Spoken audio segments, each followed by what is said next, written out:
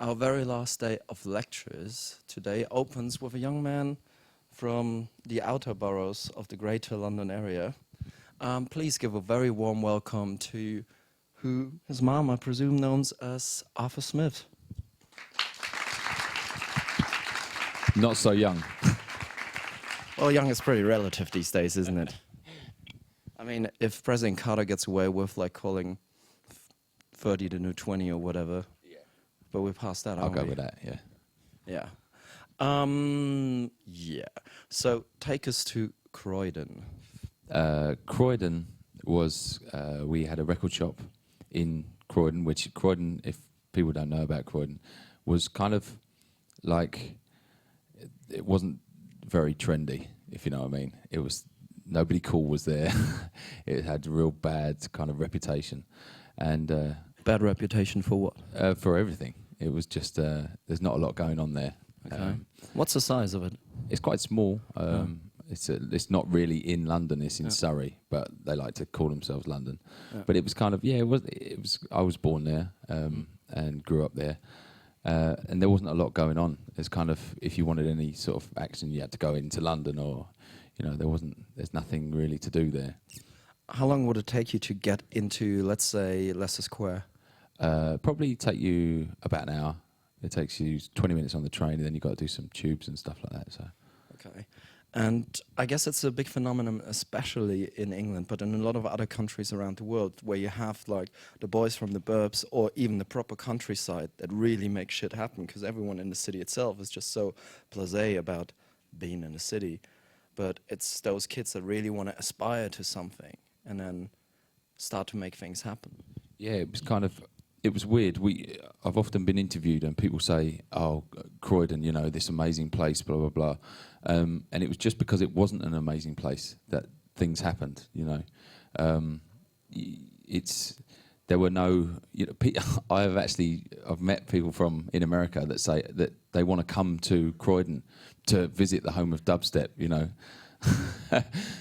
what would you do then? Take him down to the local chippy? Yeah, there's nothing there. There was nothing in Croydon, so don't go there. But we had the record shop, which was our kind of like oasis, the little place where everyone would meet.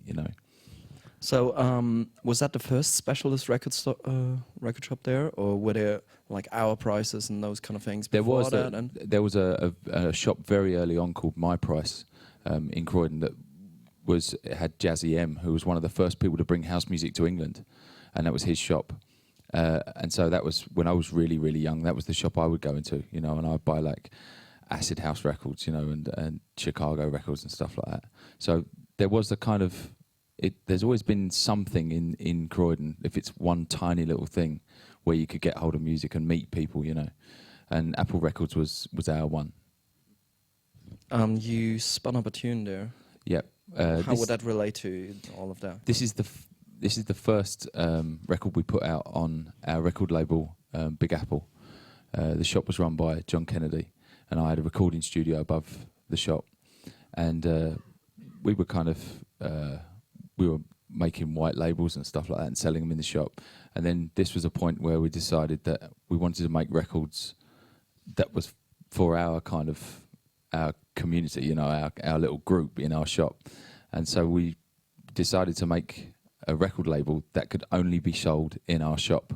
It wasn't going to be sold anywhere else. And so we pressed up this. This is one I made. This is the first release on Big Apple, and it was kind of weird. It was just sort of, we knew we didn't have to play to a big market because we just wanted to make records for us and our friends. We were going to make a loss. We knew it wasn't going to make loads of money. But it didn't last long because we were doing really well. People came to the shop from a long way away to get the records, but then we were getting so much hassle by everyone, so we had to sell them, to other people. Okay. What year are we talking there? I don't know, something like 2000. Don't know.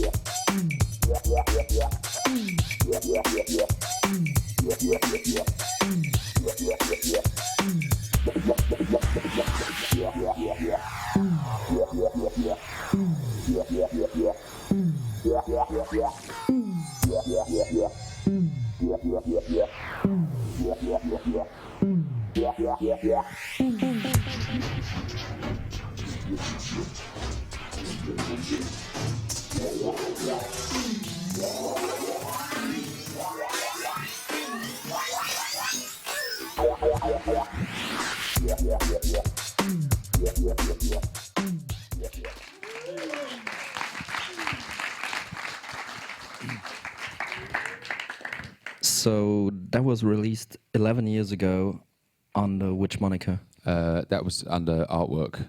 It's called Red, and it was kind of, we really didn't, because at the time it was garage music and it was vocals and it was, you know, kind of, there was some sort of darker stuff around, but when we first got it pressed up, the guy was like, well, we're glad you're selling it at your shop because you're not going to sell any.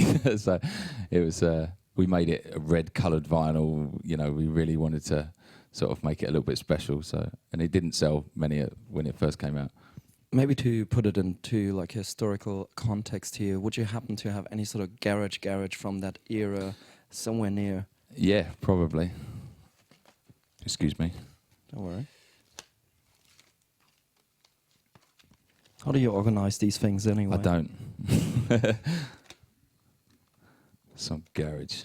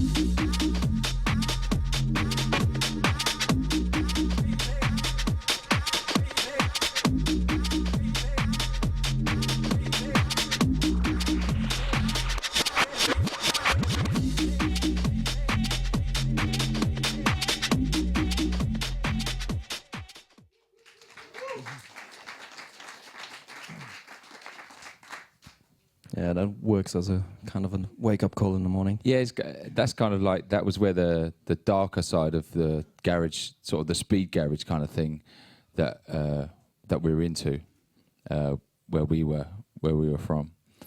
And then there was the two-step kind of thing as well at the same time that was happening. But it was all about, there was our shop and there was a club called Forward. And it was just about going to that club once a week on Thursdays. And Forward was at a different venue at the time, right? Yeah, Forward was in Velvet Rooms, which is gone now. I went up there, it's completely gone. So, but we used to go there and there was probably 50 people in the whole club. And 35 of those were producers. They were all of the people that were making the music. So you'd make your music and you'd go there to hear your records being played. So all of us from the record shop, probably 12, 13 of us, would go up and we worked out that... What was your favourite mode of transport for going there? I was just going to say that we worked out that if we all got in cabs, that it would cost us sort of like £40 each. So 12 of us would hire a really horrible limousine from a stretch limousine company, and we'd all get up and go in that, and the rest of the producers thought we were like trying to be flash, but it was the cheapest way of getting there. What was the drink of choice there? In the limousine, well, the limousine company were kind enough to put in a bottle of really, really cheap fizzy wine, which we used to call Trampagne. But it was big, and one night Skream drunk the whole thing before we got there. So what's new? Yeah. Yeah, he was not even allowed to get. He wasn't allowed to anywhere, drink. right? No, I think he was legally allowed to drink inside the limo because he was with adults. So. All right. So who was posing as his guide? Hatcher, unfortunately. Oh. And, yeah, he was also a minor at the time. Taller though. Yeah, That no. works. You say we an awful lot. Can you probably sketch out who the people around the shop were? The people around the shop were, you had John Kennedy, Hatcher, who used to work behind serving the records, Benga and Skream, Horsepower, Benny Hill, Hijack, who used to run the drum and bass floor. But then the people that came to the shop were like DMZ, like Mallow and Koki, Loafer, DJ Chef was in there, N-Type, Code 9. It was just it's so many people that were there at that time, you know, that used to go up to Forward and to hang around in the shop and exchange ideas and come into the studio and make some stuff. Yeah, it was kind of like a small Red Bull Music Academy. Maybe a little bit more drinking. Yeah. So with the studio being there, I mean, one just doesn't wake up and have a studio above a record store. Like, what were the circumstances that got you? Because at that time, that was a rather privileged position to have actual access to a physical recording facility. Yeah, it was just something I've done since I was... I left school and did it the hard way and went and worked making tea in a recording studio, you know. What studio was that? It was called FOR. It was like outside of Croydon. And it was tape and a tiny little sampler, like 10 seconds sampling time. And it was... I'd have to make the tea, but I had a job at the same time. I was working for my dad making swimming pools, so I'd work in the day and then leave and go and work in the studio at night. And so I have 2 or 3 hours sleep. And in the end, my dad was like, "You're sacked," you know. So I had to go and work in the studio full time. And then I just gathered my own equipment. And then John from the record shop was like, "Yeah, I've got a room upstairs. You could put the studio in there." And it worked out really well.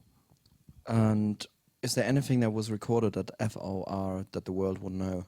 No, definitely not. The best band that I recorded there was a group of guys that worked in a mortuary. They were called Harem Scarem, and I recorded them. And they used to practice, and they used to prop the bodies up so that they could have an audience. Yeah. Right. Yeah. So I take it they were doing uplifting Italo house, yeah? No, a little bit different. Same vibe, yeah, same vibe there. Okay. And when you were saying you were doing that like all the time, I somehow have the feeling there was a little bit of a gap between then and 2000. Is there anything that you would like to share what you've been recording beforehand then? Yeah, before then I was making techno music, and it was kind of weird because it was crossing over. I was really into techno stuff, and I was. When you say, I mean, coming from a land where techno can mean a lot of different things. Oh, okay. It's like, yeah, it was. I was making stuff called under the name of Grain for Fat Cat. Okay. And at the same another seminal record shop. Yeah. I had I think it was the second release on the Fat Cat label. Right. How did you get in touch with those boys then? I think they were because it was two record shops. They were coming into our record shop and we were going into theirs, and they knew about the recording studio, and so John knew Alex Knight, the guy who ran Fat Cat, and they just approached me and said, "Do you want to put some of this stuff out?" So I could play you some if you like. That would be great. Yeah. I got this ready. I know where this is.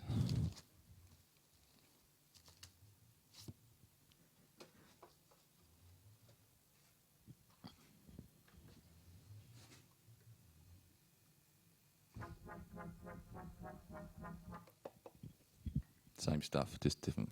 I got to find the right one.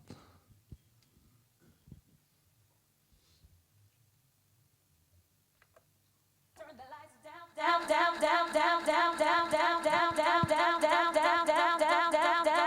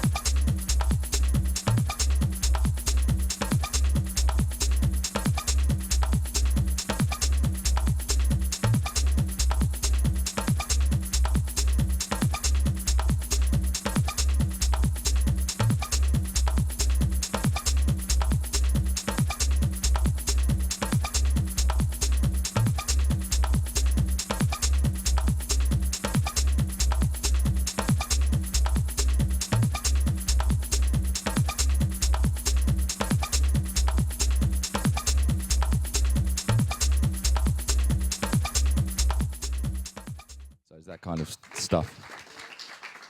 Yeah. Mildly bigger rooms, yeah. Yeah. Yeah. Did you have any other techno monikers? No. And what are the secret ones that you don't want to tell us about? There was many. Yeah, quite a few different ones. Yeah. Okay. I swore I'd never tell anyone, so. Do you want to whisper it into my ear? No.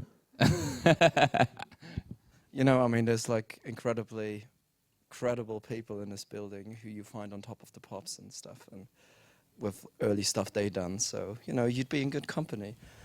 To what degree do you think I guess everyone who's doing something of meaning these days, in the UK especially, in Germany quite a lot too though, they have like some sort of thing that they did, like, trying out various monikers and stuff, and sometimes things that they might not be probably telling their mom about. I mean, production-wise. Yeah, I mean, it was just we at one point when we were doing the garage stuff, we realised that we were pressing up these records. Probably we were getting one out every week, 2 weeks.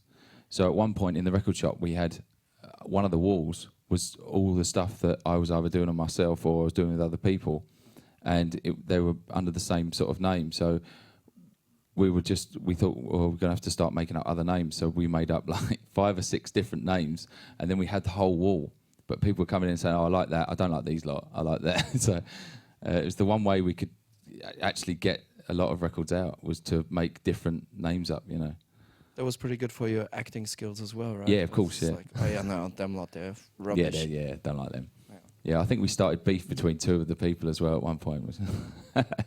Oh, so Doom got that idea from you then? yeah. Yeah, I get it. There's something that was always striking to people who were not from the UK, this whole over-the-counter culture, that you had someone behind the counter serving you records, or would just go like, play them, and then go like, okay, anyone? No? Good, back. And not in a way that you could actually go and dig for yourself. Yeah, we did. We had the shop downstairs where Hatcher was a genius at picking up a record, putting it on, turning it up full volume, and then looking you in the face and sort of doing this until you'd buy it, you know. And then you get people get home and think, what have I got here? But then that was kind of like, it was, that works. But then we sort of set up the listening booth. So you had you could go upstairs and there were sort of like 5 or 6 chairs. You could go in, take your records up, and make your own mind up, you know. And then you'd end off with stuff you actually wanted. So.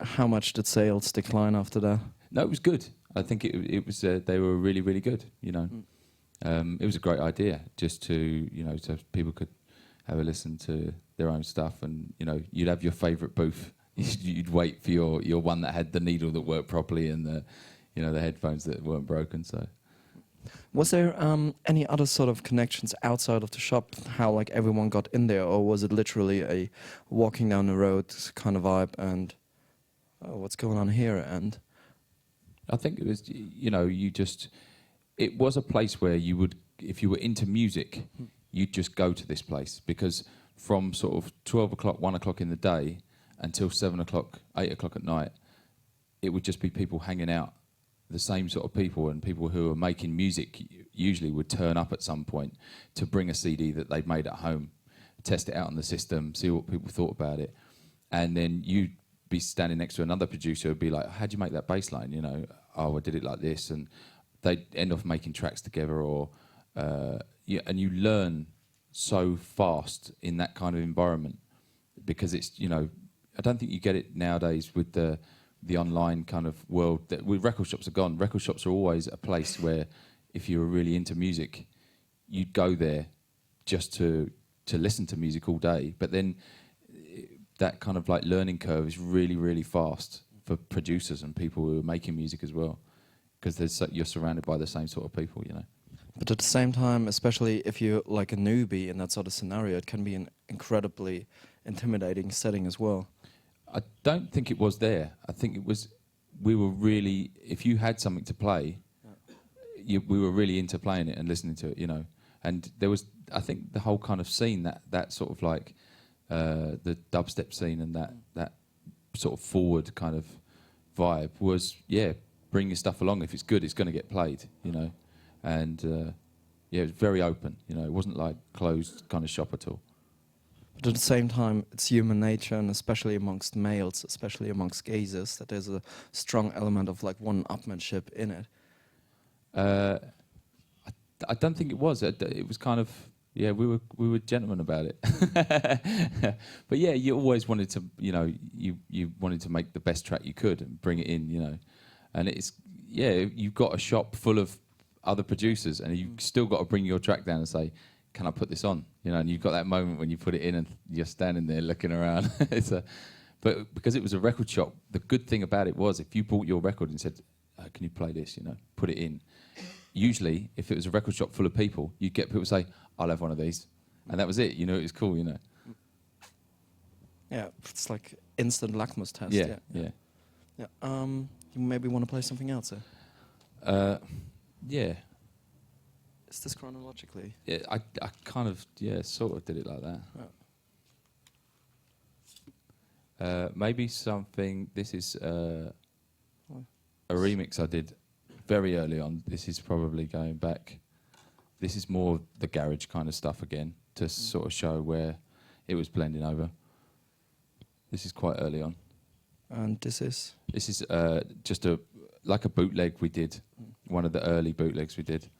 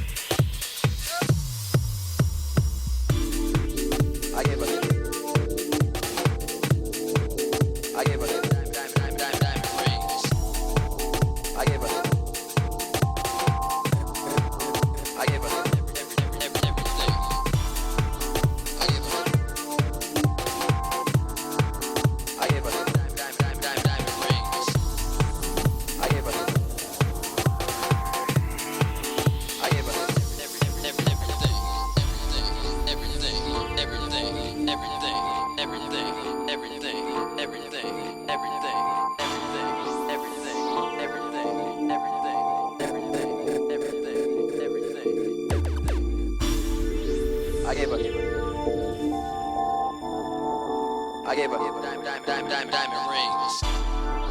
I gave her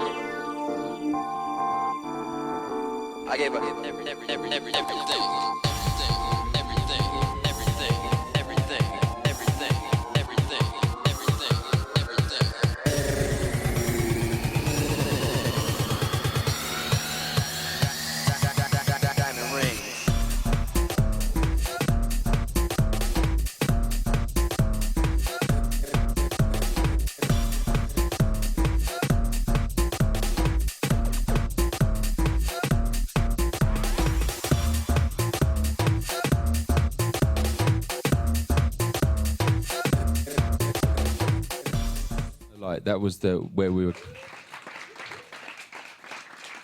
That was like the end of that speed garagey kind of thing, and then I was working with a guy called Danny Harrison, who we did this kind of track that was it was forward. It was weird. It was sort of like dark kind of garage, and then breaks sort of stuff as well, and it was sort of merging into. You could do anything there, you know, and this is a track we did called Sounds of the Future.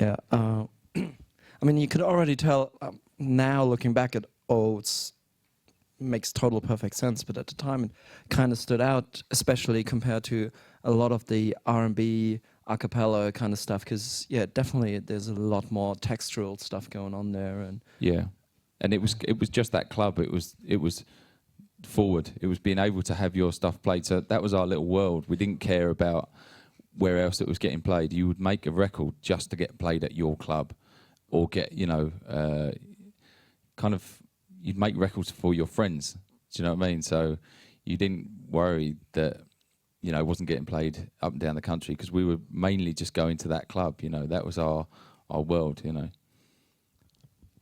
At the same time, there was this connection between like forward, rinse, and so on and so on and so on. Like, can you recall going to rinse for the first time? Yeah, it's kind of like it was. I think I went up with Hatcher. It was a pirate radio station, you know, but it's done pretty well now. It's quite a nice studio. Yeah, I mean that whole it was a kind of like a strange little. You had Sarah, who was running, you know, forward and rinse, and we were doing stuff under the name of Mentor. Danny Harrison, and the guy that I made that with, we were doing Mentor as well. And that was we were putting that on Road, which was a label she was running as well. So it's kind of, I think she was very, very important. Her and Genius were very, very important in the start of dubstep, you know, and how it worked. Because without that club and without the radio station, we would still just be a little record shop with some some geezers hanging around in it, you know. Yeah, and also, I guess, like, her day job as well kind of helped, because, I mean, she always had an ear to the ground and stuff. Could you probably elaborate a little bit on... Because that's a really unique setting and, like, a key person, and especially a very strong woman that probably doesn't get enough credit. She doesn't get enough credit, and I think it's, you know, she was working for EMI at the time, so she had big connections as well, so she could get people, vocalists, you know, and people would listen to her, you know, and she's, I think... For me, it's kind of like everyone's sort of like, if you're looking at the history of how dubstep kind of has got to where it has, that's the key player. Sarah Lockhart is, you know, without her, none of this would be here. Yeah, very important. Yeah. Yeah, you said the Mentor stuff. Who was Mentor? Mentor was me and Danny Harrison. You talk about this Danny Harrison guy quite a lot. Yeah, he's very important as well. I mean, we kind of like we did all the Mentor stuff with the Sounds of the Future, and we did loads of different remixes and bootlegs, and I mean, countless stuff together. And you know, very important guy at the shop as well. And he's still in everyone's mind the funniest guy in the whole shop. You know, he was always good guy. On the bootleg front, I guess things are gone long enough that it's probably kind of safe to talk about them now. Yeah. It's like any bootlegs you recommend looking out for? I don't know. Unfortunately, my memory's not that great. Kind of happens. Yeah. Comes with the bootleg territory. Yeah, it does, yeah. But would you happen to have any stuff on there that's like... The bootleg stuff? Yeah. Not really. I didn't kind of... I mean, it was weird sort of setting up for this, getting ready for this. I didn't quite know what sort of stuff to bring, you know. I suppose the next kind of thing I should play is sort of like when Forward, early on, started to get... there was like a... Hatcher was DJing. He was the main DJ there. And he was asking people to make darker kind of records. If you were making records for him, you'd kind of like, people would say, well, look, he'd say, I want this more bass, I want blah, blah, blah. So he's quite instrumental in how that sound changed as well, because it was sort of like breakier stuff and like the Sounds of the Future stuff. There was Z Bias records being played and LB records being played. And he was... And they were both not from South London, they were from... They were, well, Z Bias is not from South London. LB's from South London. He used to come in the shop as well. And you know, people. Hatcher was sort of phoning people up and asking them, "Could you make me this? But I like that, and I want this, you know, a bit more dark and a bit more nasty and stuff like that." So he was basically acting as a very serious A&R/curator person for that particular scene. Absolutely, yeah. And kind of like what he was playing then would filter out because people would be making stuff for him, but then people would be copying the styles that he was playing as well. So. And this is sort of a point when it went kind of dark. This is a track I made called The Soul. This is one of the early artwork. I think this is just after Red. The soul, the mind, the body. The soul, the mind, the body. The soul, the mind, the body. The proton, the neutron, the electron. The yin, the yang, the young. The sun, the moon, the star. The plaintiff, the defendant. Judgment. The past, the present, the future.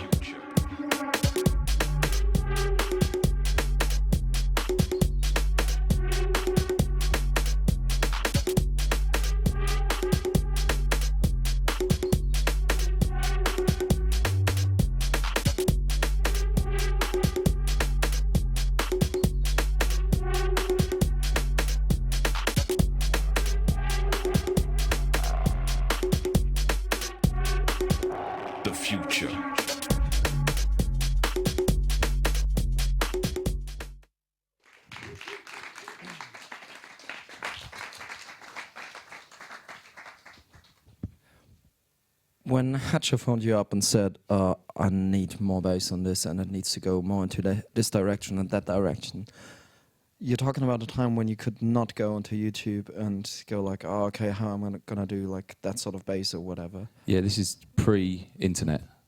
We didn't have the internet at the record shop. There was no... It was just about... That was kind of like why it sort of stayed in its little place for quite so long, because there was no internet. So who did you specifically learn from about bass treatments? I guess we had drum and bass to listen to, and we had a lot of the stuff from garage to listen to. But it was all about just going into the studio and sitting down and thinking, right, how do I do this? And messing about until you got the kind of sound. But the lucky thing was that you got studio monitors, but you've also got a record shop downstairs that had speakers bigger than this. So it was great because you could just walk downstairs, plug it in, or bring your tracks in and think, that's not quite working. I need to, I need more bottom end, or I need this on the snare, or blah, blah, blah. So that was kind of, that was why it was good to have the record shop again, to test stuff out.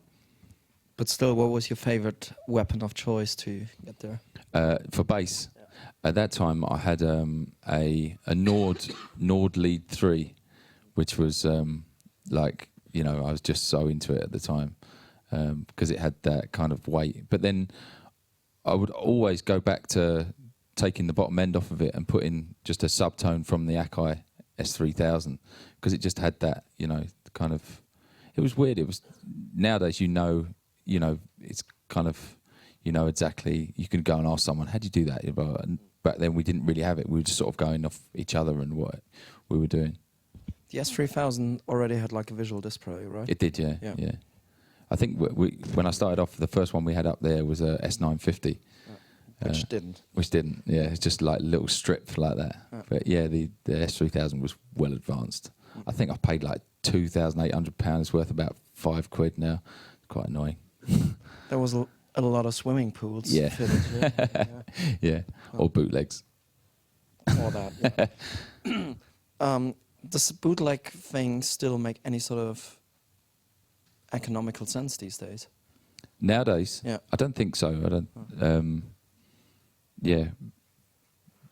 there's not really... just... That back then it was kind of, you had to buy it on vinyl. You couldn't get an MP3. So if you wanted a record, you had to go walk into the record shop and pay your money and get a piece of vinyl, So that was, it was good times. Was there anything that you learned from that sort of process that you can still apply these days in a totally different environment? I don't know. I mean, it's completely changed now. I don't know how to make money out of music anymore. It's just, it's a weird kind of setup now. It's completely different than how we started, because when we started that you had control because you could make a piece of vinyl and sell it, and that's the only way you could do it, and then I remember CD copying coming in, and then MP3s, and that was it. Nobody bought anything anymore, so it's completely changed now. If you were to draw a graph of sales of your releases, how would that pan out over the years? It was for vinyl. Oh no, just in general. In general, I don't know. It's just kind of like, people are telling me now that it's people actually that buy this, this kind of music. Only 20% of them actually pay for it, which is, it's freaky. So I don't know. I don't know how it's got itself in a mess, and I don't know how to get out of it. I haven't got the answers. How many times a week do you play out then? DJing. Last week 4 or 5, something like that. But some weeks twice. Stretched out. I mean, those 4 or 5 times were stretched out over how many days? 5 days. Okay. Yeah. So you're not doing those crazy, I don't know, Southampton 9 o'clock. No. Leicester. No, I tried to keep it. There was 2 in one night, but yeah, try to keep it one a night. And I don't know whether we should just jumpstart over to like the current situation, or if you want to take us a little bit more along a chronological order. So up to you. Yeah, I mean that was kind of like we started the what kind of like we were making that kind of music, and then I guess the next part that came along was we signed Digital Mystics, which kind of took it to an even darker kind of place, you know. And this was really, at the time, no one had heard anything like this because they were out on their own, you know. And I guess I'll play 7. This is the Wrath. We signed this to Big Apple.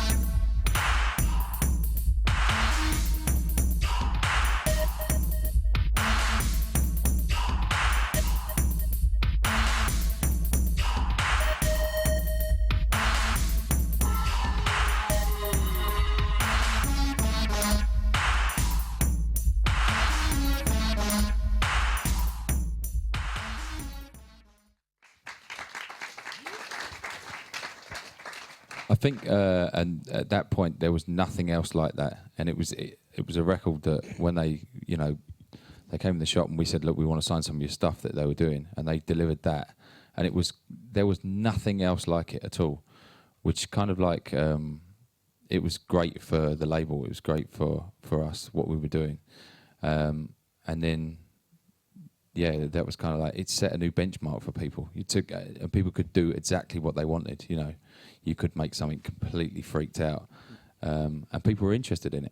And this was about the time when the internet, we started to sell vinyl on the internet around the world. So you'd have people like from Japan that were buying records off of us, mail order, and getting the record mailed to them. So this is around the time when we just started to do that. So that's the next sort of step, you know. It's kind of interesting because, I mean, obviously you got like a lot of real hard. Well, I don't know how to. It's still pretty hard, but at the same time you can have a hint of like that dub element in there, and yeah. I mean, I think one important, just going back a little bit as well. That everyone sort of says, where does dubstep come from? Where does dubstep come from? And it's kind of one thing that always gets missed out is the horsepower stuff. Benny Hill and horsepower kind of. Benny Hill used to come into my studio, and he was making sort of like techno-y kind of stuff. And he would come in, and we were making garage, and he would say, I want to make some of this garage, you know. And he'd go away for 2 or 3 weeks and come back. And he'd have this kind of what he thought was garage, and the beats were all on the wrong beats. The snares were on the wrong thing, and he had like dub samples, like from old dub records and things like that. And everyone was a bit like, "This is weird, you know. This is not like the normal garage stuff." But Hatcher loved it, and Hatcher was playing it, and it was like 2-step, but it wasn't. It had too much dub in it, you know. So that kind of the very dubby sound and that 2-step thing, I think that's he's got to have a lot of credit for it. I mean, for years there was some kind of riddle, because if you were living a little bit further away from Big Apple Records, obviously you had like no context for it.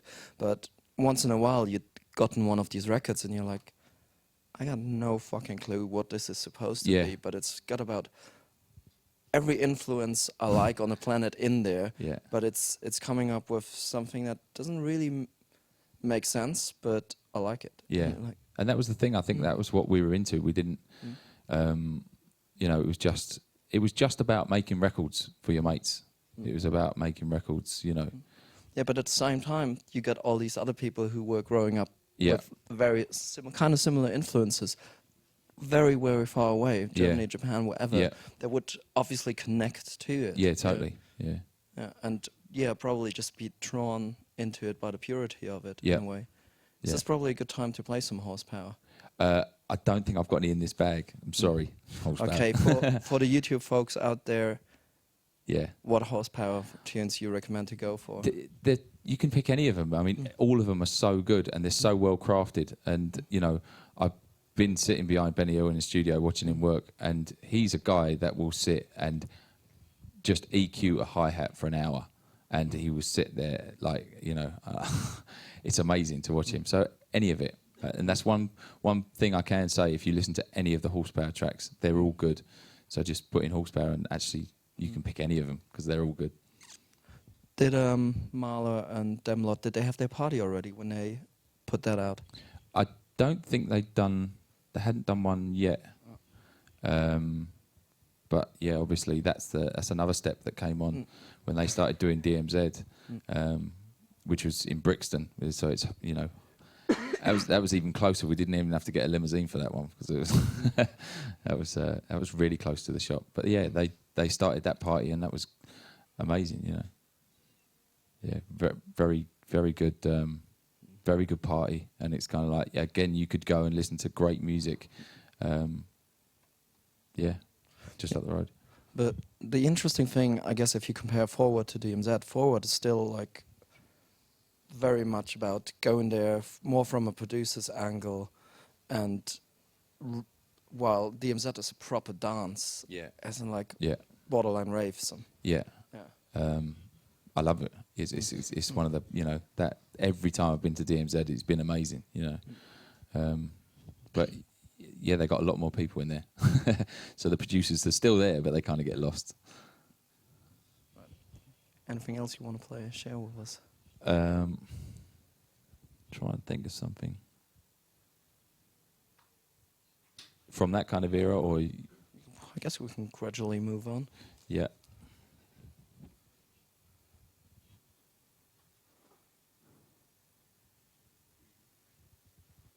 Yeah. Let me just go to this.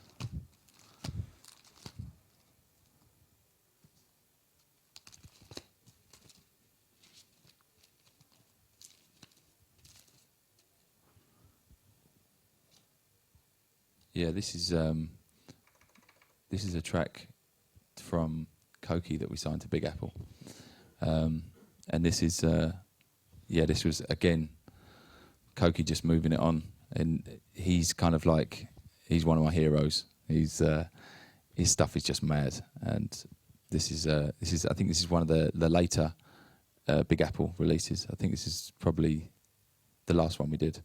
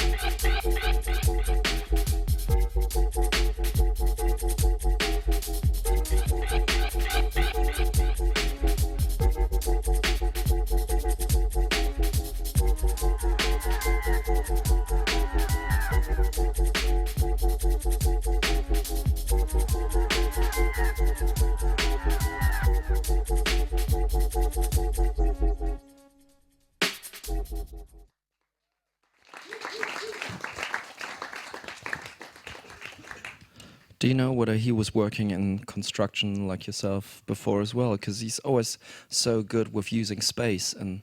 He's just unbelievable. He just keeps coming out with the, you think he's reached a point where that's mental. You can't go no further than that, and he keeps doing it.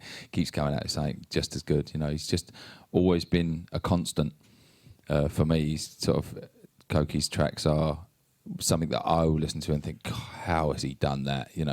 He's amazing. He's really cool.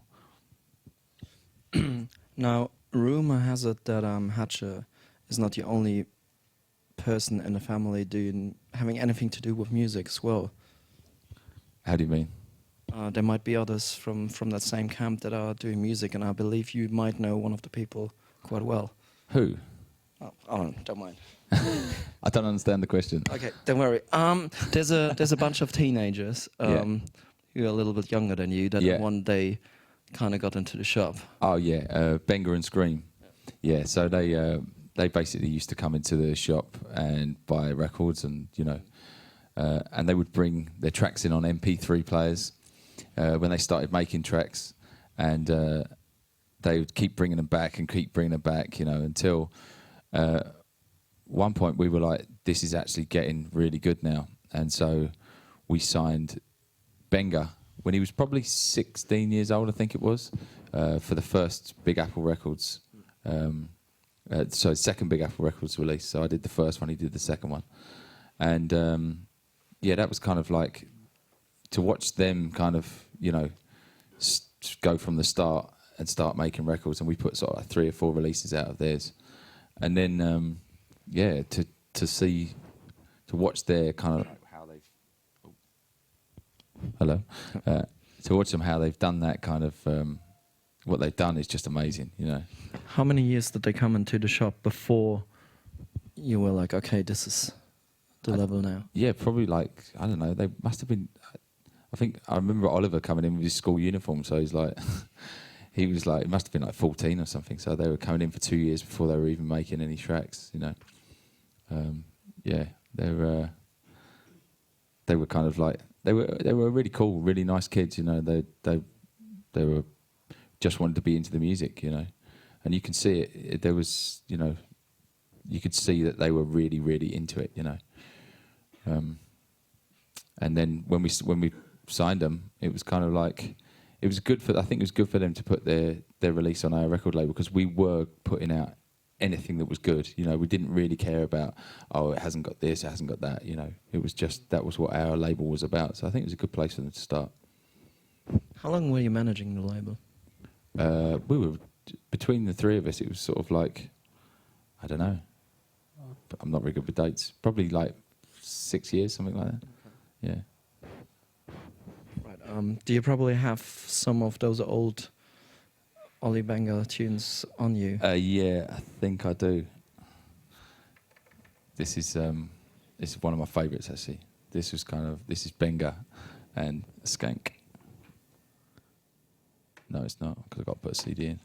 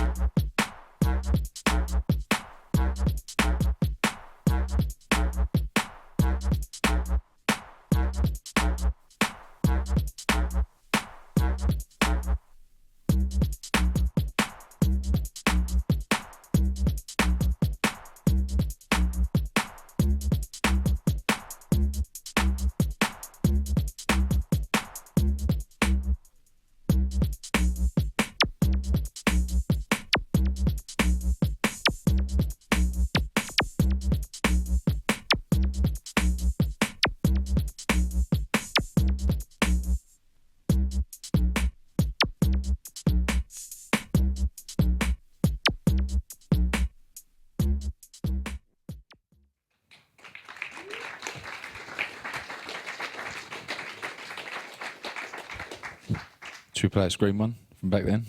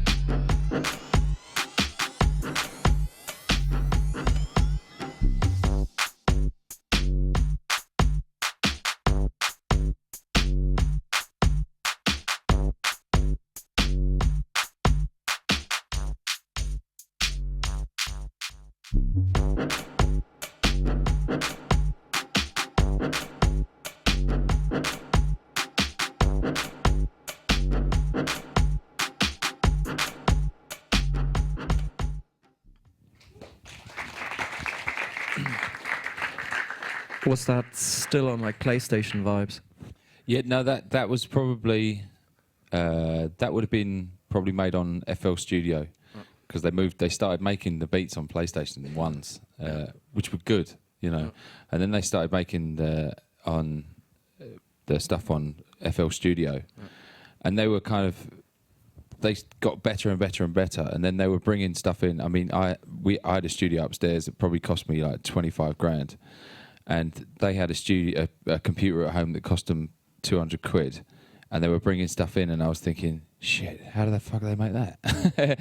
You know, it's really like it was sounding great, you know, and so yeah, that was the reason we sort of signed them up, and yeah. So you basically wanted to steal their trade secrets and Well, no, it's kind of like it was great. It was good to see them making such good music on such basic equipment, you know, and it kind of showed us that they knew they had a real feel for it, you know, and they weren't really interested in the kind of the arms race of what kind of they just had their equipment and they knew it, you know. Yeah, because I mean, that was a definite shift because just a few years before that, you could literally tell, especially in like drum and bass, when there was a new piece of technology released, and all of a sudden, like, I don't know, S3000, EMU 6400 or whatever, you could definitely tell, like, shit, they got something new because all of a sudden filters would sound different or whatever.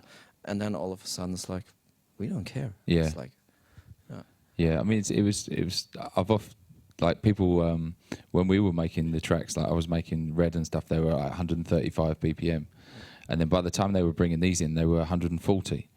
And it was kind of like, I did ask Oliver, I said, this is like 5 BPM faster. And apparently, when you switch on FL Studio, 140 is the default setting. So that's why most of the tracks were 140. yeah. And then America got involved. Yeah. Yeah. Okay. Can you probably tell us what happened between the time you signing them up and then, I mean, obviously that's like a long stretch to cover here, but the time that you were signing them up for the label and up until the time when you realized, so, hey, maybe we could do something together as in like an actual project. That's like a couple of years here. Yeah, I mean, we got to a point with Big Apple that we were selling vinyl. We were sort of putting the stuff out in our shop and things like that. And then the shop vinyl sales just stopped because MP3s just arrived and no one was buying the vinyl. And we weren't really geared up to selling that kind of, in that world. And Sarah approached us and said, look, I want to put some stuff out of Oliver and Benny's. I know they're signed to you, but we want to put them out. And we just said, yeah, that's a much better idea for them. So then Oliver put an album out, and Benga put an album out, and it was the great move for them to do, you know, because Sarah was, again, so well set up. She knew what she was doing, and she could take them to the next kind of level, you know. And it was around that sort of time we started talking about making stuff together. And we made some early stuff, which I don't have with me. I'm sorry. You have to have a look on the internet for like early Magnetic Man stuff. But it was we had an idea that we would make these tracks together that we could play out live, and instead of just, I mean, DJing at the time was on vinyl. It was dub plates, and it could go so far. But there was new technology coming out like Ableton, which was kind of interested in the fact that you could split tracks up, and you could do things live, and you could, you know, take it to another level, you know, with 3 different people running. Because if you look at these tracks, the elements are like drums, bass, and like a top line. So we kind of thought, well, if each person was controlling each part, you could do like live, you could do the tracks live and mix them into other tracks and stuff. So it was sort of like an idea that we started out with, and we made like 4 or 5 tracks and started to sort of piece it together. And we did a half-hour kind of show at Forward, but we didn't want anyone to know it was us that was doing it. Which is kind of hard when you got like 50 people in there, and you somehow have to go to the back. Oh no! It was cool because there were so many people behind there that, you know, there was like the people that knew, but it was blocked off, and we put a white sheet up and we put a strobe light behind us, and you know, played this set, and yeah, people were kind of pissed off really that we were trying to hide. They were like, who is this bloke, you know, this Magnetic Man fellow, you know. They like the records, but that's all we wanted. We just wanted to make some new music that was a little bit different and see if people liked it for what it was, rather than this is something that Benga, Skream and Artwork have done. We wanted to see whether people liked it for what it was, and it kind of went down all right. And then we've got a mate of ours, N-Type, who has a radio show, and he played one of the records and then bigged us up at the same time. So that was that. Yeah, but it's probably worth noting because, I mean, at the time, people from outside would be like, so who's this Artwork fellow? And at the same time, if you ask, like, Oliver and Benga, they were like, oh, no, he's like a real man, and we always looked up to him. And you're right. Yeah, all that kind of stuff. And it's always really interesting to see how you got this intrinsic perspective from, like, your actual social surroundings. Yeah. And how with, like, I don't know, 1 or 2 things happen in the guise of like a record, and the rest of the world kind of takes over and kind of thinks like, oh yeah, no, we know how things are going on over there, yeah, and that kind of stuff. Yeah, it is weird. It's just sort of, that was partly the reason we wanted to keep it anonymous, you know, and it would have been great if we did, but it didn't last that long. It's difficult to do that nowadays, you know. But weirdly enough, I mean, like Coachella, for example, run this thing of where they ask people who do they want to see, and like to put in like their favorite 5 acts that they really want to see into their app, so they can get like a custom-made timetable. And they made this experiment with like Magnetic Man, and it ranked a lot lower than when they switched it for a short time to like, hey, Skream and Benga, and everyone's just like, oh yeah, we know that one. Yeah. Yeah. It's I don't know. It's just a weird kind of. That's how it went, you know. But it's just, we just wanted to do something new. We just wanted to do something that was just disassociated, you know, and try and do something that was completely different. So it left the 2 things separate. And to a degree that all of a sudden you are entering a territory where Magnetic Man is confronted with a whole different crowd that kind of goes beyond Forward. Yeah. Completely, yeah. I mean, it was sort of like, we're doing festivals now that are like 40,000 people, so it's totally different from where we started, you know. But it's just something that we want to see how far, you know. We always just want to push something as far as it can go, you know. I think and it does go back to that thing when you're at Forward and there's 50 people there. All you want is 100 people, And when you get 100, all you want is 1,000, you know, and you just keep doing that kind of, pushing that kind of thing. And it's a different vibe you get off a festival. And you're playing to new people that you would never have listened to your music. They just go along to listen to music, you know. And if they come and find you and they like it, it's, I think they're a good way of doing it, you know. One of the most exciting times in those sort of developments is like when the first 1, 2, 3 singles happen and all the kind of craziness that goes when things start probably to accelerate really quickly. Can you probably take us a little bit through that sort of time? Yeah, it was weird. I mean, we'd been touring Magnetic Man for 3 years as a show, you know, and it started off with a tiny little box that was the size of a puppet box, you know, with a projection in the back of it. And then it moved on, and we were doing quite big stage shows. And then a record company approached us after we did one at Roskilde, and we played to like 15,000 people, and put the video on YouTube.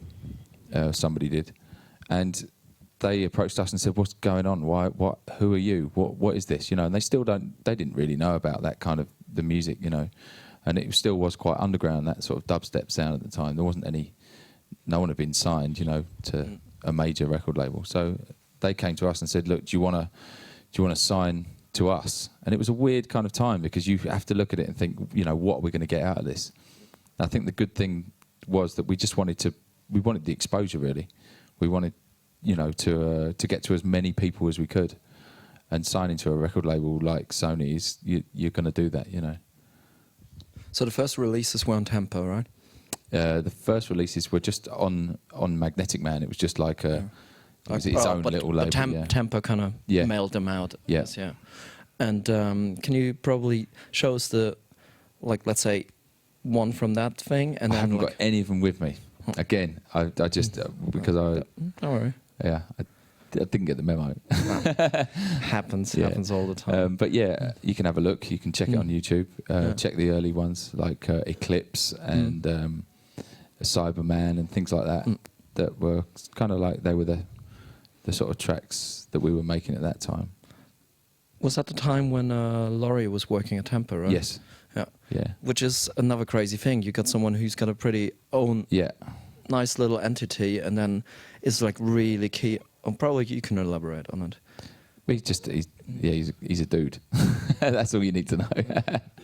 Yeah, but I mean, he does Apple Pips. And, but at the same time, he was just like really busy on like, okay, these people need to know about that music and just mailing them out to like different people. And Yeah, I mean, he was, you know, big player just because he was actually in everyone's face, you know, really pushing it. But all those people were, everyone to do with Rinse and Forward and all those kind of, they're all really passionate about it, and I think that's what you need to do.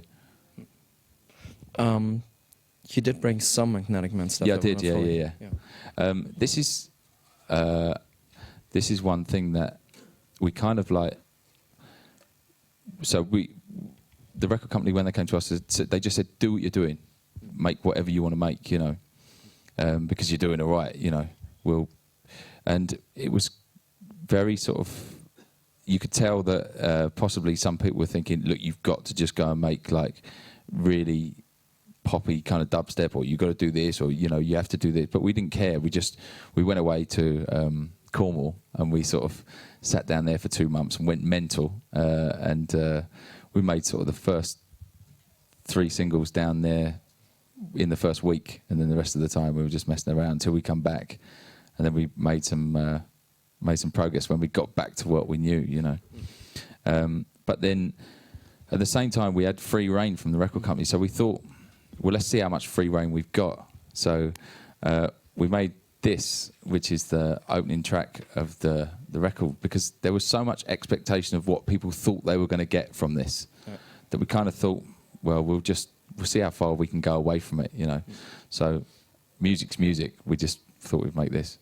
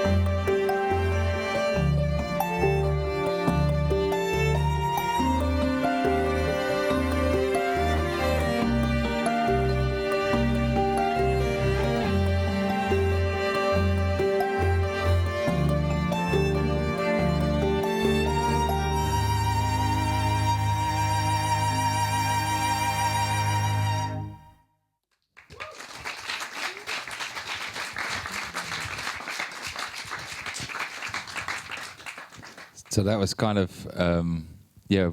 We wanted to spend some money first of all, because it was like, can we get an orchestra? Yeah, you can. Can we go into like a massive studio and record? Yes, you can. So, But you did read the bit about all those things being recoupable and stuff. not yet. No, we're starting to understand that now. Okay. So how much did that set you back then? That was quite expensive, but it didn't matter at the time. You know, it was, you know, it's kind of when you get someone that says, you know, you can make whatever you want, do whatever you want, you go for it. You just do it, you know, you just take it and go and make it.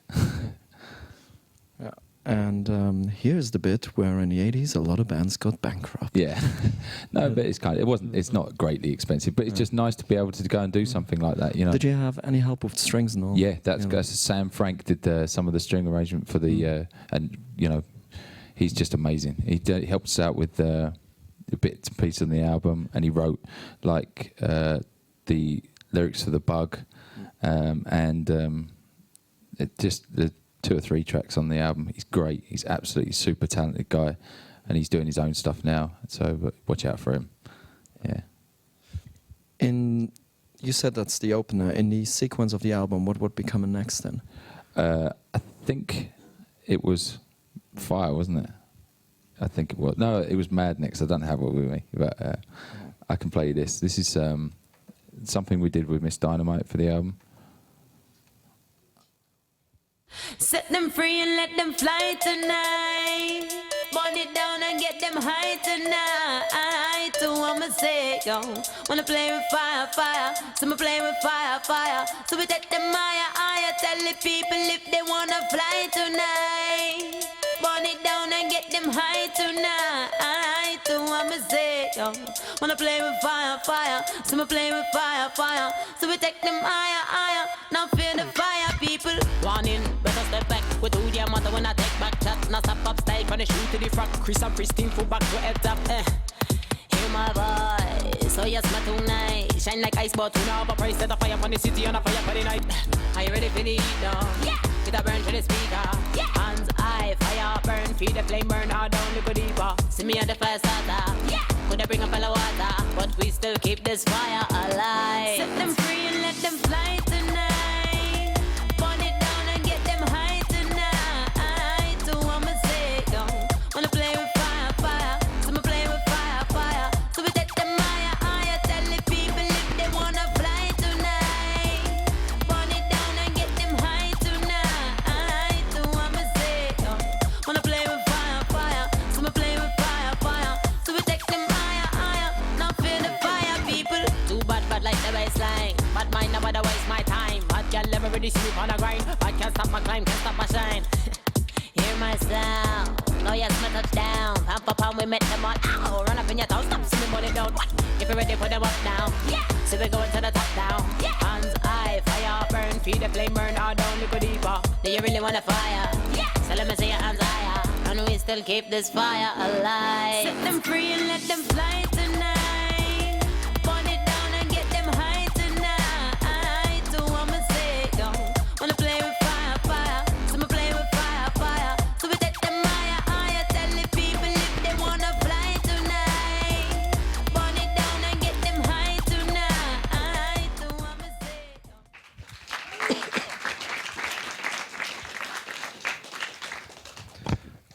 When you were talking about those expectations, and you were signed because of your live performance, how much did you take the actual live possibilities into account when producing these tracks? It was kind of, while we were making them, you do realise that, you know, you're thinking, at the same time as you're making them to make a record, you're thinking this will be great because those drums, you know, that, and the more simple you can keep it, the better it is for the live show, because you got so much more possibility. The guy with the drums can change it to another drum. He can filter this. He can, you know, so and it works a lot better live, you know. And we're still learning with the live stuff. Every performance you do is another rehearsal for us, you know, because you suddenly learn something, you know, somebody does something, you think, oh, that was good, you know, we'll do that again. And it doesn't happen the next time, but it might the time after that, you know. So, yeah, it's it's interesting, you know, because it's kind of like then when we go to make this next album, you've learned so much more from doing the live stuff that you can put that back into, you know, making the new album. Obviously, like there were a couple of singles on there that crossed over into pop chart territory, and I take it then all of a sudden you get booked into totally different environments than what you're used to. Yeah. As a DJ as well, because hey, you know, the promoter can put Magnetic Man on there and go like, hey, they're in the charts, I'm gonna have a free full night, and then you show up in the club and you're like, fucking hell, what did I get myself into here? Yeah, that it can happen, you know, but I think it's not as bad as it would have been years and years and years ago, because people have got so much access. They're not as silly as they used to be. You know, you'd have sort of like that. Those clubs that you're talking about, those people would not have had any clue, because they wouldn't have had access to go and listen to that music, because they wouldn't have gone to the clubs and stuff like that. But now anyone can just go on the internet, and you can be as up to date as someone who's right in the scene, going to all the clubs and stuff, because you just watch it on, you know, watch it on YouTube or whatever. You can check these records out. So I think people know a lot more now than they're a lot more clued up than they would have been sort of 10 years ago, you know. Does that increase the pressure of coming with special weapons, special versions? Yeah, I mean, it's really good, and luckily, you know, we've got access to all of these vocals, so you can put that vocal over something else and blah blah blah, and it's good. You know, you get a good reaction when they think they're going to hear that record, and you know that's been going for a long time. You know, so. I mean, it's the one thing that you always wonder about. Obviously, you still got a couple of years to go, but let's say you're Mick Jagger and you're like, oh gosh, I got to play this tune again. And, yeah, right. And so what do you do to, you know, keep yourself entertained while you go like, when you feel like, oh no, they want to hear like, I don't know, I Need Air or something, and like, but I want to, you know, keep myself entertained at the same time. Yeah, I mean, the thing is like you can be playing a DJ set and you know that at any time you can echo out something and put I Need Air on, and it's great. You can't knock it because it still goes off. You know, people still go mad for it. It doesn't matter where it is. It's kind of like it's still one of those records that goes off anywhere. You know, and you'll never get bored of that. I think it's kind of like, you know, you'll play that record and to get that reaction, it's still a great buzz. You know what I mean? So, yeah. Is that the kind of great buzz that we should generate so people get ready for their own questions now? Yeah. Okay, we'll play that. So think of your questions before you get the buzz.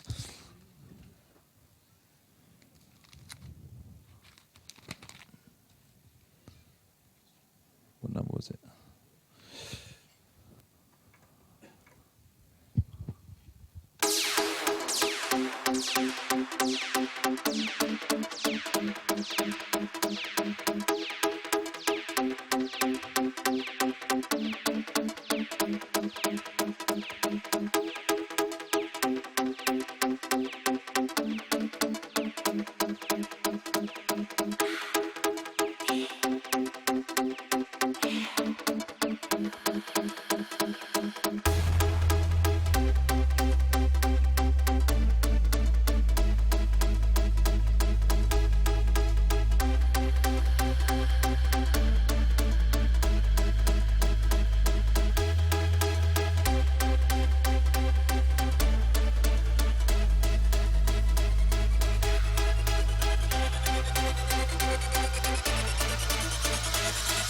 Electrify my body and you're making me feel like I'm so electric. Everything you do is making me blow, blow, blow. Don't know what to do about it, can't seem now to live without it. All I wanna do is just no, no, no. You suffocate my mind and now my atmosphere is crowded, and you being here is making me blow, blow, blow. You penetrate my space and now I'm looking out of place, and you're making it hard for me. I need air.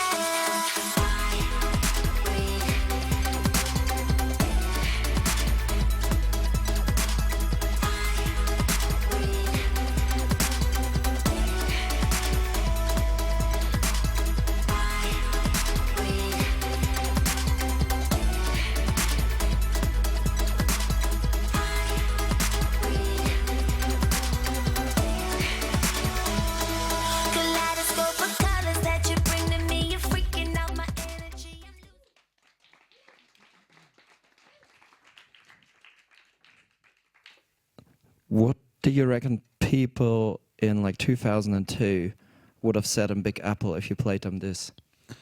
I don't know. It's a completely different time, you know.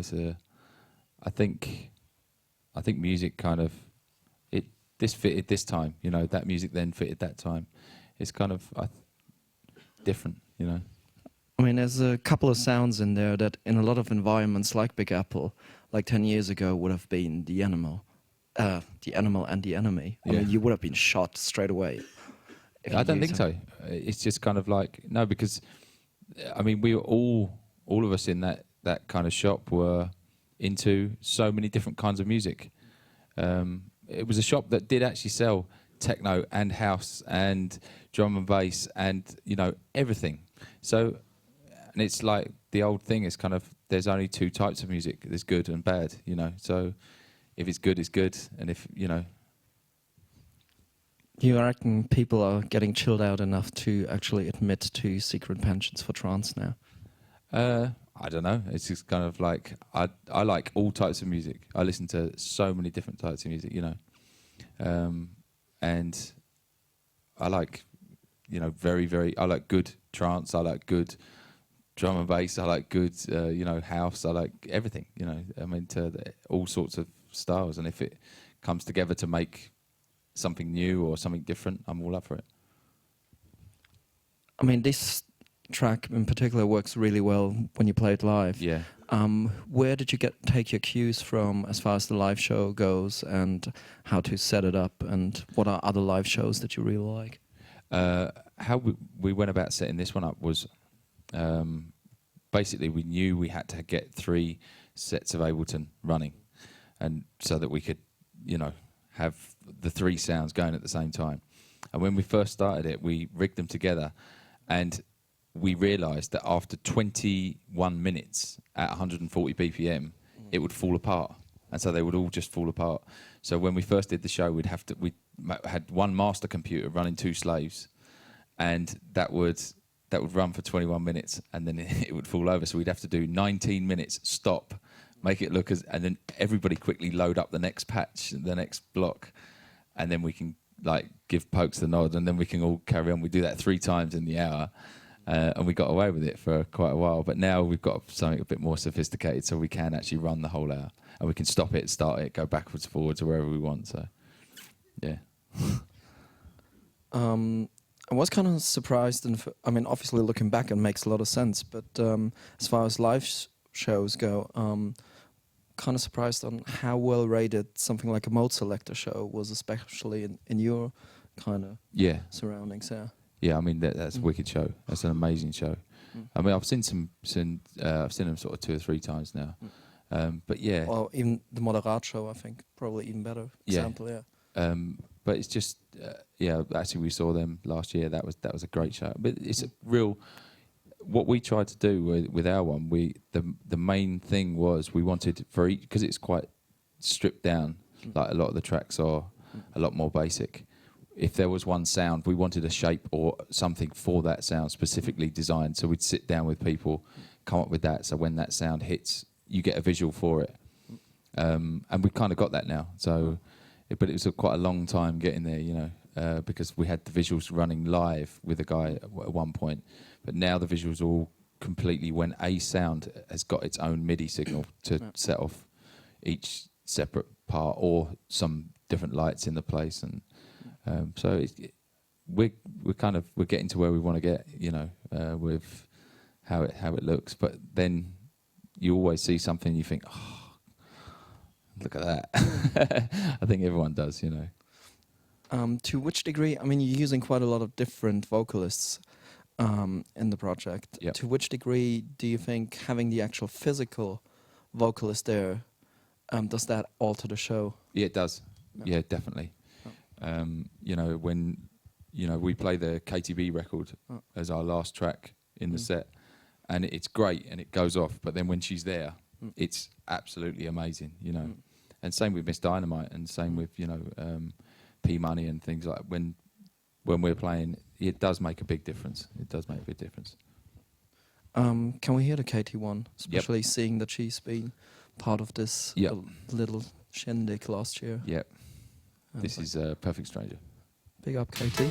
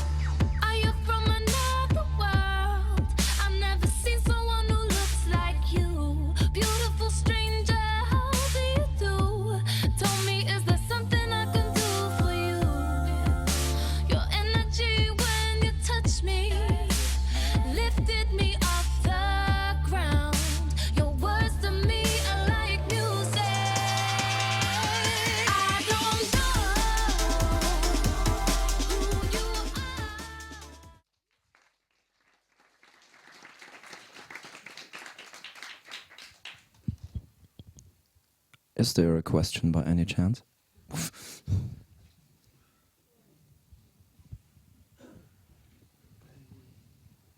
Hello. Hello. Okay. Obviously, when we hear the last two songs, the Magnetic Mind project, I feel like it's more a project for a younger audience, for kids. You know. For you, is it important to touch the kids, and why? I'm not into touching kids, no. No. I just say that And- from the off. Yeah, and just for the record, you're talking from like a 63-year-old perspective there, right? What? What is your age again? Oh, I'm 23. Oh. I don't know. I feel like it's the kind of music. When, for example, I see when I go to the UK and I see the show for the young children. You know, that's the kind of scene, the kind of sound maybe they use, and I think the younger audience is maybe more sensitive because they are less critic about what they listen and more sensitive. You know. Yeah, I mean, I'm not sure what you're getting at, but it's just, I mean, we just make music that we like to make, and if kids like it, great. If adults like it, great. We don't care. We just make our music. So. Okay. Thank you. That's all right. You didn't take it like No, you don't no. think it's a bad thing. No, it's cool. Okay, It's cool. okay. Who's next? Were you trying to start a fight? I was just going to ask, how do you guys collaborate? Because I'm assuming you all use your laptops Yeah. when you collaborate, and how what's your approach? How do you On stage. Well, or- how do you write the tracks in the first place? I mean, when we wrote this album, we hired a mansion in the countryside, stupidly. Again, like record companies, you think there's all the money in the world, so let's hire a mansion. We're a band now. We went down there. We did like the first 3 singles down there in the first week, and then for the other 6 weeks we were there, we just went mental, because it wasn't how we usually do stuff. You know, someone will start something, send it to another person, maybe 2 people are in a room, they'll start something, send it to the other person, and it just kind of like, then we'll get a backing track together, then like go in the studio, get it with a singer or a songwriter, and kind of move it on, and then pass it to someone else to mix. And it's just kind of like, that's how it gets done, and that's how we do most of it. And we tried to do it the old-fashioned way. We went a bit mad. So you had proper Spinal Tap kind of rock and roll moments. Yeah, it was. Yeah, it was a bit weird down there. Thanks. But wasn't part of the idea to get everyone out of London to finally get shit done? It was, but it worked for about a week. But then, yeah, there's nothing to do down there. It was Cornwall in the off season, you know. So yeah, it was just a bit Groundhog Day, you know. Yeah, bit strange.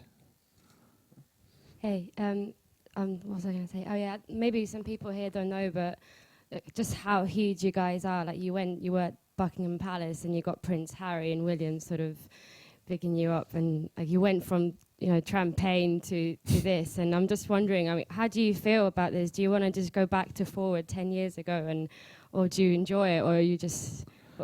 I mean, I still go to Forward. I was there a couple of weeks ago, and I still drink Trampagne, sorry.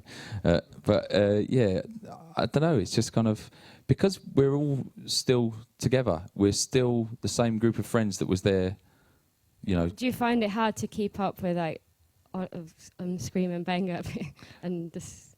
I find it hard to keep up with them drinking wise, but no, it's just sort of.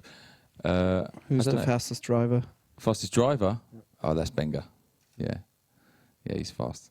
But yeah, it's just, I think everybody's still in touch with each other, and obviously if you go and play somewhere, DJ somewhere, there's going to be someone, if you're playing at a dubstep thing, there's going to be someone you know, because they were there, you know, one of your friends from like 10 years ago. So it's kind of like a good little family, you know, and everybody's still in touch with each other. So it's good.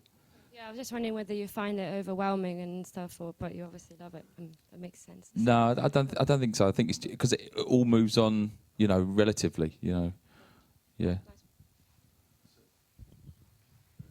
My question's quite similar to hers, actually. What I was going to say to you was, and I was also going to kind of defend Cedric here, because I thought he got a bit of a tough rap with that question, because I think he just couldn't really explain it. But what I presumed he was kind of saying was that obviously when you were making music, you know, back in the early days, it was very much an underground thing. And as you know yourself, a lot of people involved in the underground have very biased opinions. And, you know, when you start to do something that's on a different level, a lot of those guys can be very negative and very critiquey. So, you know, in your music as Magnetic Man was skyrocketed in the last year, and to be honest, as you'd probably admit yourself, it was a huge teenage student market that really adhered to it. Yeah. And I presume, just coming from the underground perspective, like exactly kind of what Maya said, do you feel like that was a bit, you know, exactly overwhelming, or does it probably, I mean, you answered it, it obviously doesn't bother you, just want to make music that you love. Yeah. But if you could, going back to when you were working in Big Apple, making records, I mean, I worked in a record store, and I know the difference now that the digital world has had on records. Yeah. And it's a bloody shame. But if you could trade seats, you know, right now to going back to that stage in your life, but obviously, you know, in 2011, where the digital age didn't take over, records were still playing, you and the guys were still hanging out in the record shop, would you? Oh, definitely hang out in the record shop, because it was so much fun. Do you know what I mean? It was a great time, and it was, you know, we had the most fun. I think, you know, all of us would say that was the best point in our lives. We had so much fun there, because it was just jokes all day. It was just absolute jokes all day. But then these things come to an end, you know, and it's just sort of like you move on, you do something else, you know. You could say I want to go back there all the time, and I think all of us that were involved, you know, even when we go out and have a drink nowadays, we talk about, you know, what it was like back in the shop, you know, because it was the best time.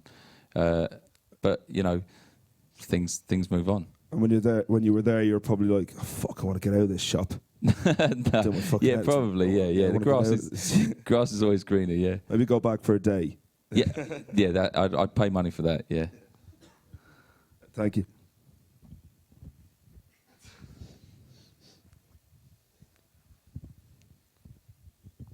Yeah, that was not really what I tried to ask, but I think it's a very important thing that you answer this question, because probably a lot of people in this room have a problem with the mainstream industry, and it's good to have people who talk about it. Okay. My question was more maybe about teaching. When you read interviews about Skream and Benga, they call you the teacher. Yeah. And we had 2 days ago Spin and Russia in the studio, and we were playing. And they were playing, for example, the sound, the percolator. Yeah. And when there was the who come in, the kids are getting off to this. Yeah. You know? So how is it important to you, maybe to touch the kid, or maybe for Skream and Benga? No, or not at all, maybe. I don't know. No. Or you think there is a misunderstanding? No. It's just the sentence. What do you feel about touching kids? It means... Sorry, it's not my first language. No, so. I'm with you. I'm absolutely with you. No, I mean, I think it's kind of like... Yeah. Because... Obviously, when you're a kid, you're like a sponge. You absorb everything. No, this is gross again? Yeah. Okay. No. In terms of music, okay? Yeah, I know. I'm only joking. And so maybe the best thing to touch the feelings of the people, okay? Yes.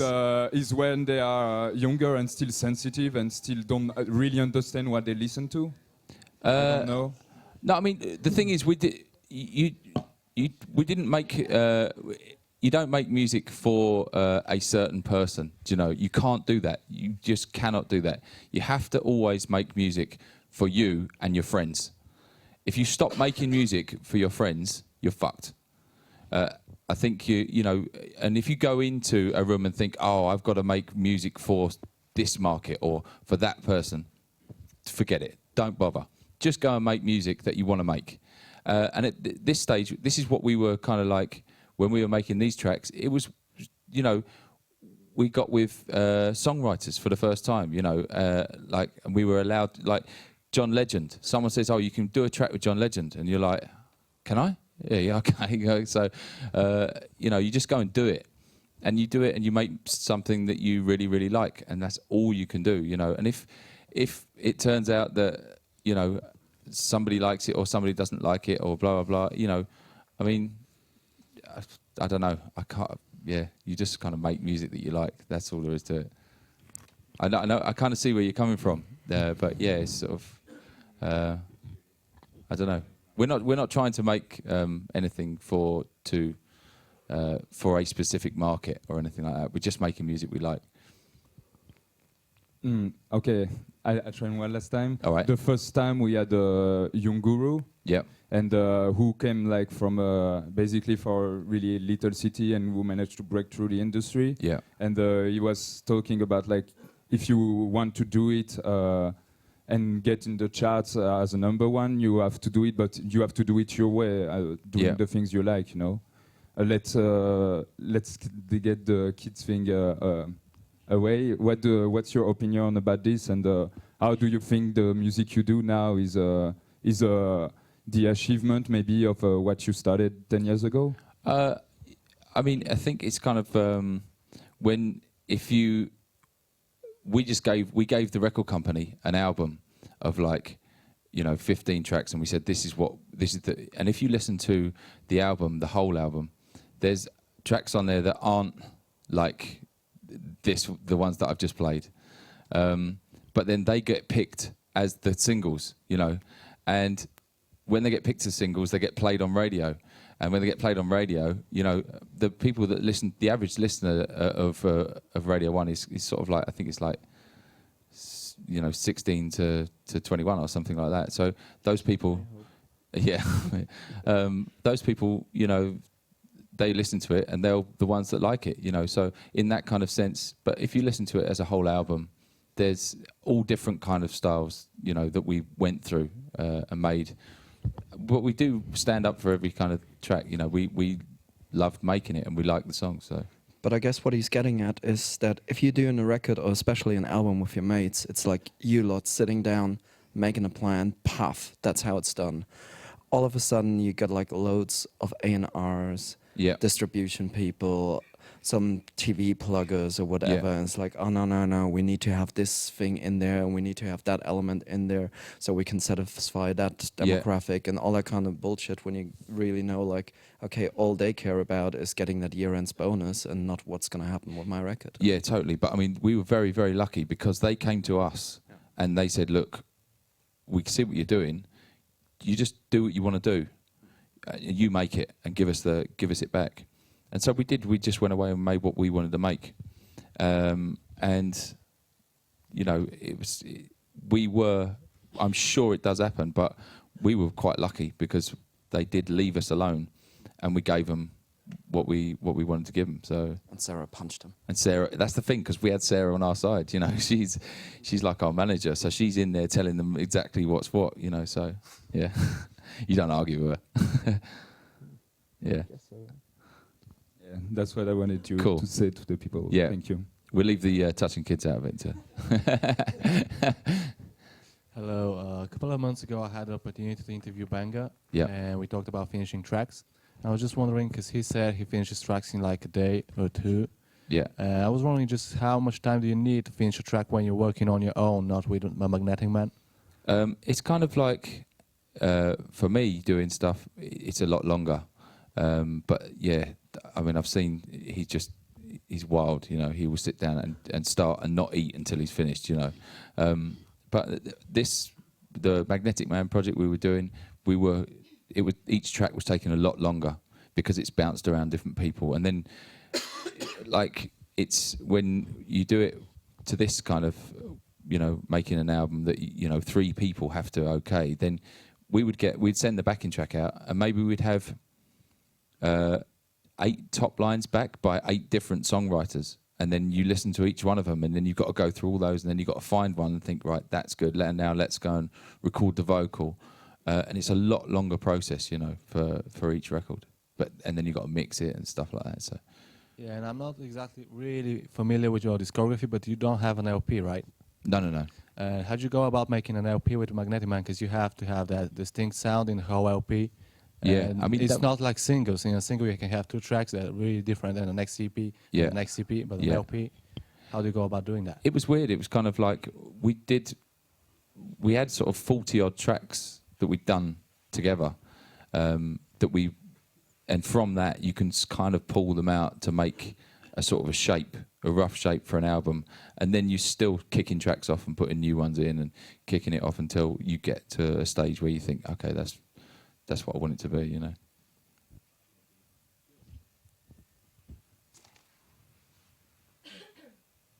Hey, what's up? So the reception in the UK has been really nice. What about outside of other parts of the world, like? Yeah, really good. We just did a tour of Australia about 2 weeks ago, which was really good. We did all the cities there. We've done America, which is cool. But I mean, I think America's just starting to get it now. They're starting to get the whole dubstep thing, and it's like. Has it been officially released in America, the record?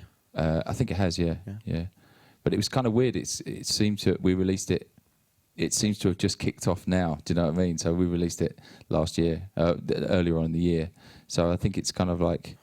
The dubstep scene back in America was years behind. Yeah. Years behind. Yeah. And it's just kind of making inroads within the last year and a half. Yeah, I think America's ready for something new. Right. It's I think it could be a really, really good fun out there. We have our own style. Yeah. For better, for worse. Yeah, no, it's good. But they have, they're doing their own thing or whatever. But yeah, cool. So when you, as the microphone travels over there, when you're sitting in a diner or at the pizza stand in Coachella and you got like a bunch of heavy metal freaks going like, yeah, Skrillex, stop, yeah, bro. I'm like, oh, right. Want to go and wait and check out like Magnetic Man and them lot? And they're like, no. It's like, how do I explain the difference to a young open mind like that of like why they should listen to you? I mean, I love Skrillex stuff. Do you know what I mean? He's done amazing, you know, and the production is unbelievable, you know. But it's kind of like, it's all different. It's different in that kind of world of that sound. He is unbelievable, you know, he's number one. And it's different sounds, and it's kind of, again, it's that thing of just, there is the good stuff, you know, and there's the bad stuff. And there's an awful lot of that bad sounding stuff, you know, heavy kind of noisy stuff that I'm not into, you know. But then the very good stuff I really like, and I don't know, you just kind of, you go for whatever, you just find that it's personal as well, because what I think is good stuff, somebody else might think is not, you know. So it's difficult to explain to anyone, but I think just find the good stuff, that's all. Don't be distracted by haircuts. No. Hey, do you find that an album with a wide variety of styles on it is difficult for the public to accept? I don't know. I've bought albums. Some of my, you know, my favourite albums are all sorts of different stuff, you know. No, I don't know. I don't really think so. Just one quick hello. Hello. You're a long-time vinyl peddler and vinyl DJ since the 90s, and I'm just wondering, when you plug into like a really big system with a digital setup, do you find you have to really change your approach to avoid getting it brittle and trebly? Do you do long sound checks, like, to find out how to play? Yeah. I mean, with the Magnetic Man stuff we do, and we run it all through like valve compressors and things like that to give it some warmth. And we've got a sound guy, Johnny, that goes with us everywhere, and he's got like some very special kit that boosts bottom end and things like that. I mean, there's lots of weird kind of noise restrictions now at festivals, and that they've just brought in these new categories because they realised that people were putting it up at a certain decibel level, but people were pushing frequencies that weren't making it set off. But now there's new categories for all that sort of thing. So it's like a battle between the people that want to turn it down and the people that want to turn it up. Do the bass guys get away with it though? Because bass does produce a lot more decibels without hurting your ears. Yeah, it's feeling like it. It's weird. It's kind of like, it's like a fight between them. So I don't know who's winning this week, but good luck, mate. Yeah, thanks. Sorry, I was just going to ask you one more quick question. You obviously signed to a major label this year, and you know, you never know out of anybody here or anybody who watches this lecture online, they might get, you know, put in that same position.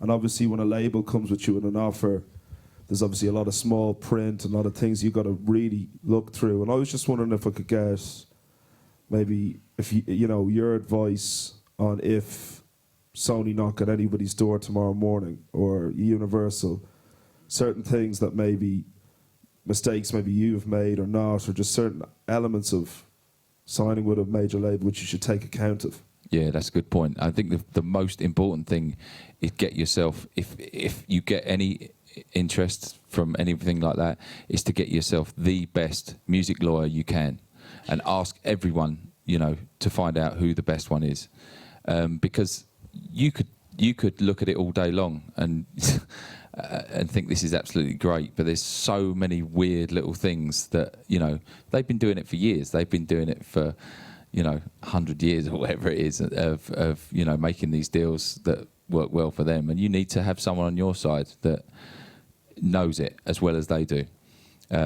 Without them, you're completely and utterly lost. I think it's kind of like, it's good when, you know, if you get your deals laid out when you're really, really hot, when the deal's in your, if they really, really want you, you can get a lot more than if, you know, you're just there umming and ahhing, you know, which is obvious. But yeah, you can get away with a lot more. So you wouldn't necessarily believe in the phrase that never take anything from the label, because a few artists have told me in the past, Jesus, don't take as little, if nothing, off them as possible. You'd be paying it back for the rest of your fucking life. Well, it depends, because you can set up all sorts of different deals. You can set up deals that that are just for that album, or I mean, there used to be back in the day, deals they'd be cross collateralized against. So if you're out of your first album, didn't do so well, then your second album, you'd be paying for that first album out of that one, and it would go on and on and on, But I think things have changed. You've just got to kind of, again, you've got to get that music lawyer that knows what he's doing, because they can do these things for you. But things are changing, because record labels are not selling the records that they used to, and they're going to want money, for doing what they're doing. And they've got gigs and stuff. Do you reckon they're going to start to take percentage of gigs? Yeah. I mean, the money's going to have to come from somewhere. They're big buildings with lots of people in them. You know what I mean? And it's just sort of like they're not selling the records that they were, because everybody is just downloading it for free. So if you want to get your music out to as many people as you can, you need those kind of people, to do that for you. But I think things are changing. It's a weird world out there now. But there's always deals to be done. And yeah. Cheers, thanks. Got one more. No? Do we got some music to end on a mildly more uplifting note than trying to save the recording industry?